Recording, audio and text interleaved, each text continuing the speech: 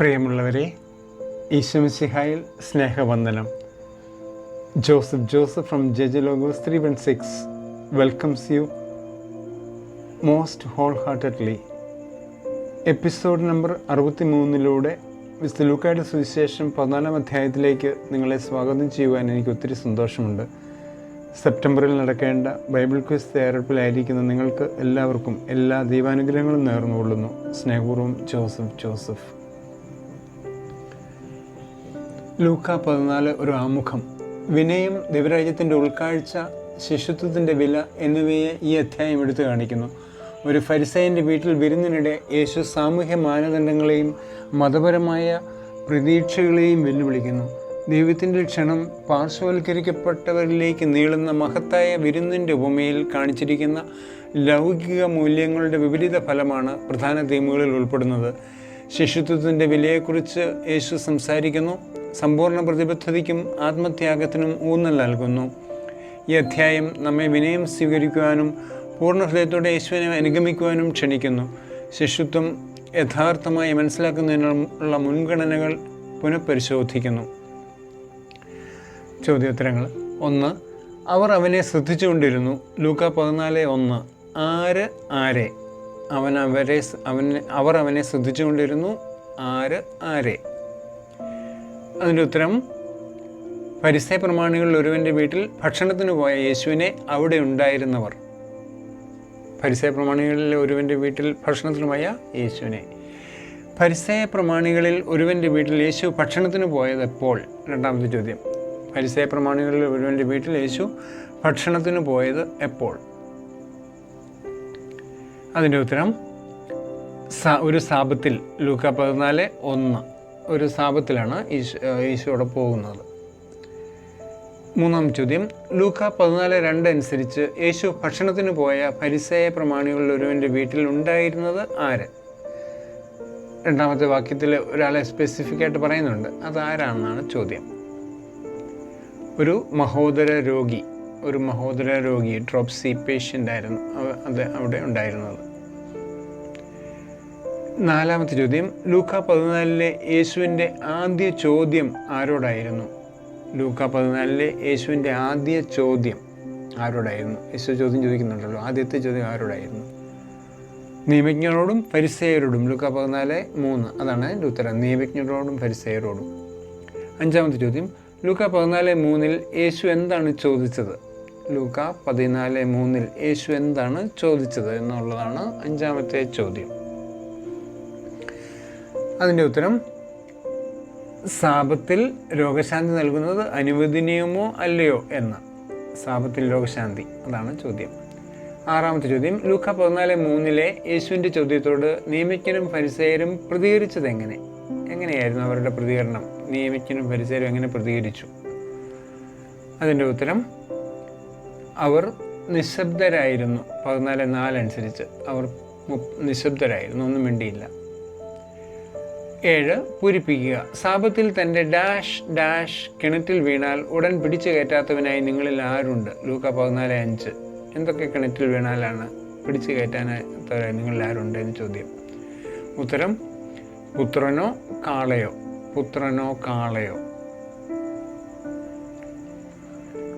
8. ലൂക്ക 14 മഹോദര രോഗിയെ സുഖപ്പെടുത്തുന്നു എന്ന ശീർഷകം ഉൾക്കൊള്ളുന്ന അവസാനത്തെ വാക്യം ഉദ്ധരിക്കുക.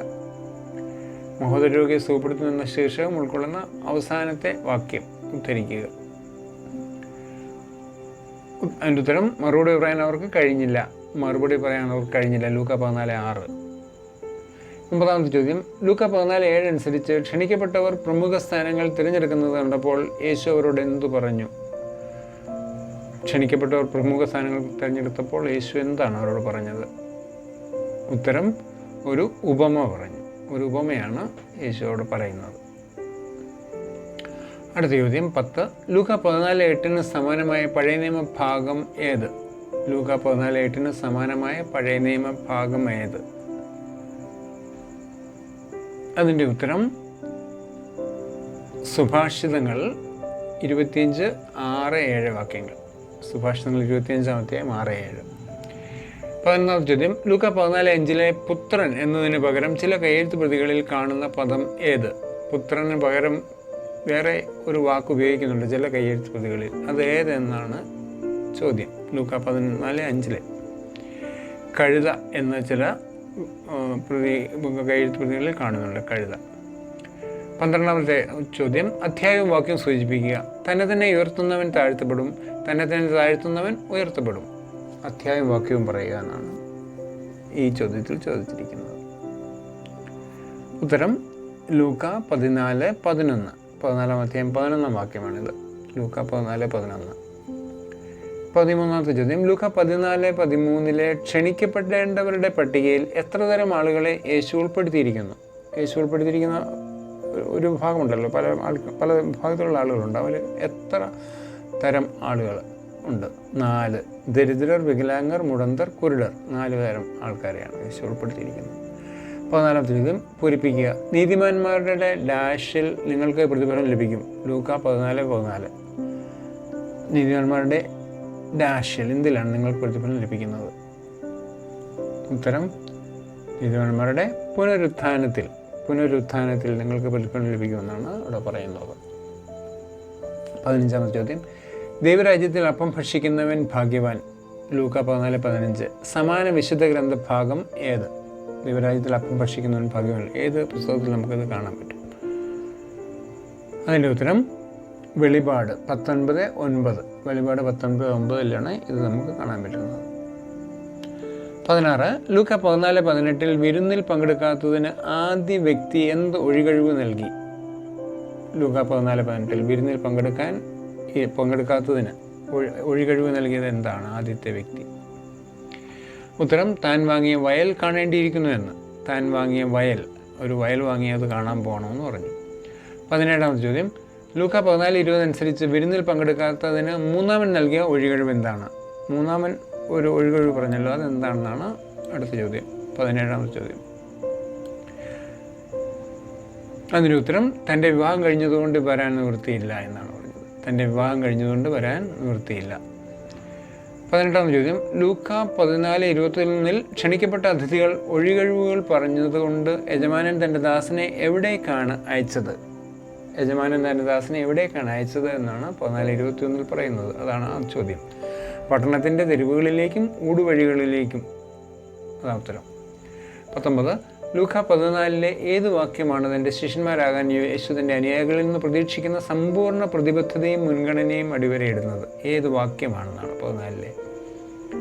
ഉത്തരം ലൂക്ക 14:26 വാക്യം. 26 വാക്യം.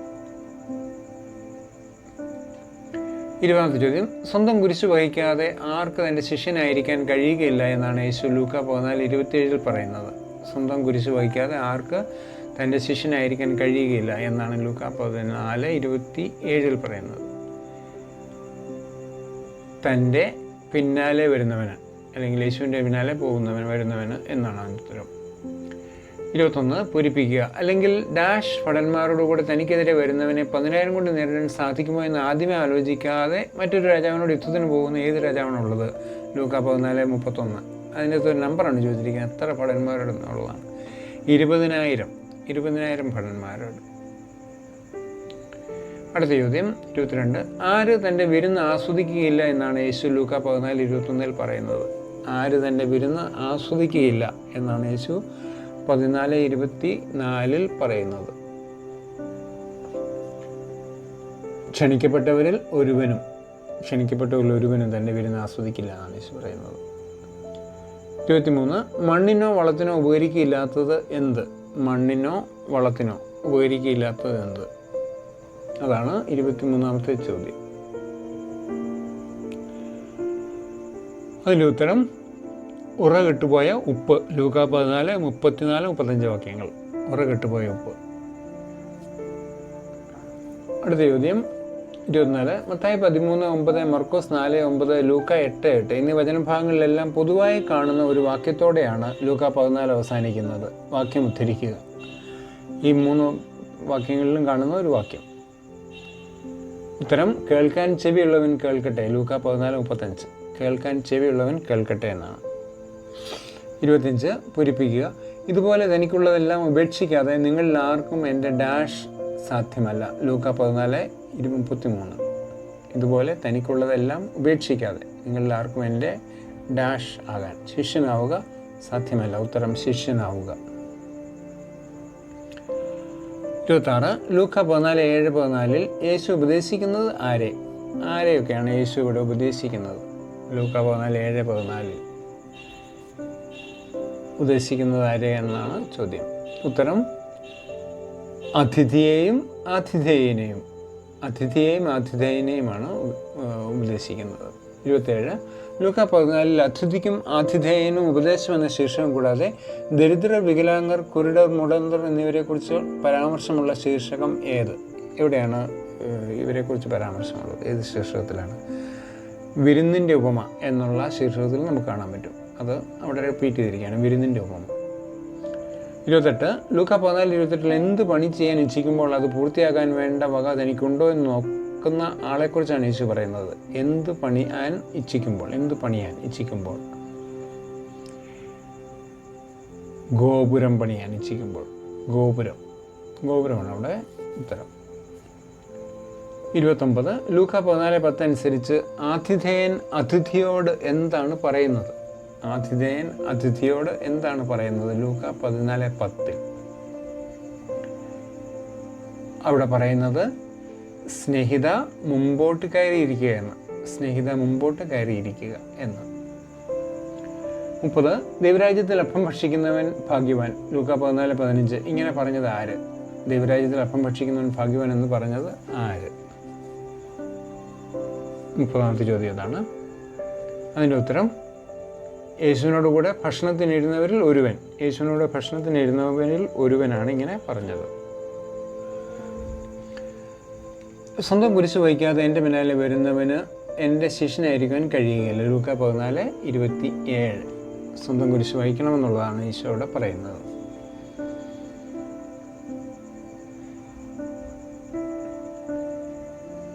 ലൂക്ക 14 ഒരു ഉൾക്കാഴ്ച.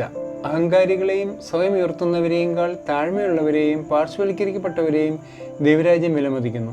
യേശുവിനെ അനുഗമിക്കുന്നതിന് പൂർണ്ണമായ പ്രതിബദ്ധതയും ആത്മത്യാഗവും മറ്റെല്ലാറ്റിനും ഉപരിയായി അവന് മുൻഗണന നൽകലും ആവശ്യമാണ്. ദൈവകൃപ സമൂഹത്തിൻ്റെ അതിരുകൾക്കപ്പുറത്തേക്ക് വ്യാപിക്കുന്നു. എല്ലാവരെയും അവൻ്റെ വിരുന്നിലേക്ക് ക്ഷണിക്കുന്നു. സാരാംശത്തിൽ ലൂക്ക 14 വിശ്വാസികളെ വിനയം, ഉൾക്കൊള്ളൽ എന്നിവയാൽ അടയാളപ്പെടുത്തുന്ന ആഴമേറിയതും കൂടുതൽ ആധികാരികവുമായ ശിഷ്യത്വത്തിലേക്ക് വിളിക്കുന്നു. അപ്പം ശിഷ്യത്വത്തിലേക്കാണ് ഈ അധ്യായം നമ്മളെ എല്ലാവരെയും വിളിക്കുന്നത്. ഇതാണ് ഉൾക്കാഴ്ചയായിട്ട് നമുക്ക് പറയാൻ പറ്റുന്നത്. ടിപ്സ്: 35 വാക്യങ്ങളും വായിക്കുക. 4 വിഭാഗങ്ങളും അവയുടെ തലക്കെട്ടുകളും ശ്രദ്ധിക്കുക. ഓരോ വിഭാഗവും വിഭജിച്ച് പ്രധാന പോയിന്റുകൾ സംഗ്രഹിക്കുക. നിങ്ങളുടെ അറിവിനെ ആഴത്തിലാക്കാൻ ബൈബിളിലെ മറ്റു പുസ്തകങ്ങളിൽ നിന്നുള്ള ക്രോസ് റെഫറൻസുകൾ തിരിച്ചറിയുകയും ഓർമ്മിക്കുകയും ചെയ്യുക. ഓരോ വിഭാഗത്തിൻ്റെയും ഒഴുക്കും സന്ദർഭവും നിങ്ങൾ മനസ്സിലാക്കുന്നുവെന്ന് ഉറപ്പാക്കുക. ഉള്ളടക്കം കൂടുതൽ ഫലപ്രദമായി ഓർക്കാൻ ഇത് സഹായിക്കുന്നു. May God bless you all. We are so glad that you have joined us. Thanks for watching. In case you have not subscribed to this channel, if you like this channel, please do subscribe. And don't wait for sharing. Share it immediately with your friends and the contacts, relatives, etc. so that the word can reach everyone. എല്ലാവർക്കും എല്ലാവിധ ഭാഗ്യങ്ങളും അനുഗ്രഹങ്ങളും നേരുന്നു. ദൈവം നമ്മളെ എല്ലാവരെയും പ്രത്യേകമായിട്ട് അനുഗ്രഹിക്കട്ടെ. Thanks for everything. This is Joseph saying goodbye from JJ Logos 316.